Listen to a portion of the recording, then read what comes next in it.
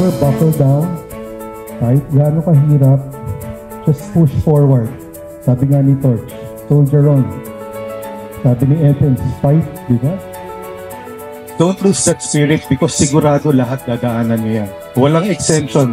Maybe for a few who will be lucky, but the rest will always have obstacles, and that makes you a lot stronger.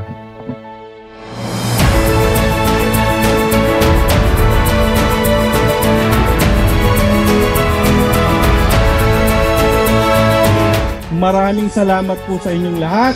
Ilaban natin na meron na magkaroon tayo ng 50th anniversary. Thank you for being a part of UPAC's 40 years.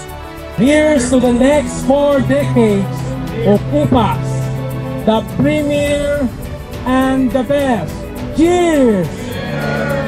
UPAC's the best!